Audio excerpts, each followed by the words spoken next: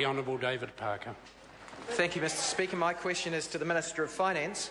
Has he seen reports that $4 to $5 billion will be sucked out of the economy due to the 35% fall in dairy prices since February?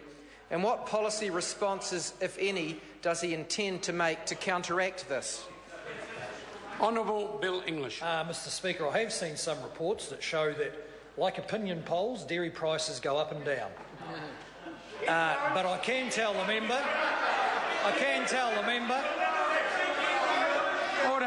Order. that we do not intend to counteract the drop in dairy prices by trying to shut down the industry as Labor and the Greens are promising. Supplementary question, Honourable David Parker. Does he agree with Goldman Sachs and Rabobank that there will be an oversupply of dairy products worldwide for the next 5 years, putting more downward pressure on prices? And what plan does he have to improve the New Zealand economy in the light of that? Honourable Bill English. Well, Mr Speaker, in the first place, the dairy industry itself has a proud record of global competitiveness and resilience, and I'm quite confident that they will manage any fluctuation in prices that occur over the next few years. I might say that prices right now are still at relatively high levels. The decrease we have seen has been from record highs. The decrease was not unexpected, and as I said, the dairy industry will deal with it. The government, of course, is proceeding with its own business growth agenda, which is producing some quite impressive results. For instance, a significant number of IT companies now listing for the first time on the stock exchange, enabling diversification of investment for New Zealand savers.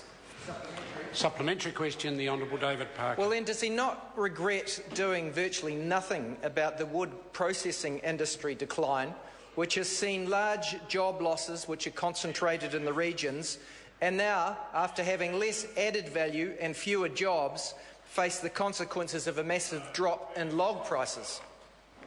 Honourable Bill English. Well, Mr Speaker, there have been some job losses in that sector, including, I might say, in my own electorate.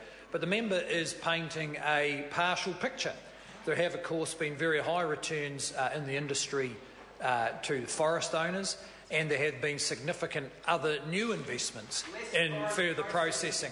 And in any case, after 30 years of the Labor Party talking about trying to have more added value in timber in New Zealand, they've never come up with a scheme that succeeds, and of course they never will, because bureaucrats and politicians don't understand the complexity of managing the risks of producing a natural product and selling it halfway across the world. Our timber industry does understand those risks. They do a remarkably good job of it in sometimes difficult circumstances.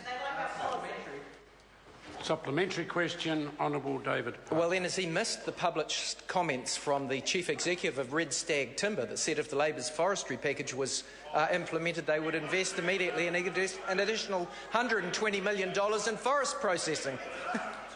Honourable Bill English, and as far as he has ministerial responsibility. Well, Mr Speaker, I have seen the comments, and it's not surprising that the person leading that company would invest more if he thought the government was going to underwrite his risks. A lot of people would. Whether, of course, that is sustainable is a completely different issue. Supplementary question, Honourable David Parker. Given that the trade-weighted index and the New Zealand dollar are still at elevated levels, despite the prices of two of our major exports, logs and dairying, collapsing in recent months, does he now accept that there is something wrong with monetary policy as well as tax and savings settings, or does he blame it on his failed housing policy? Honourable Bill English. Well, Mr Speaker, now that the member has labelled it a crisis, I'm sure it'll start coming right, because that's the same thing that's happened with the regional crisis, the infrastructure crisis, the employment crisis and the manufacturing crisis. Mr Speaker, yes, the dollar is at elevated levels.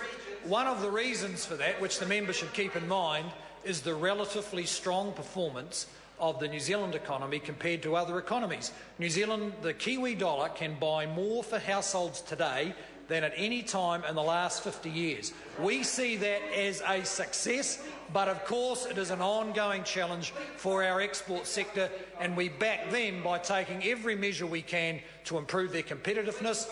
The opposition's policies are designed to hamstring, if not shut down, big parts of our export sector. Question number 7, Louise Upston.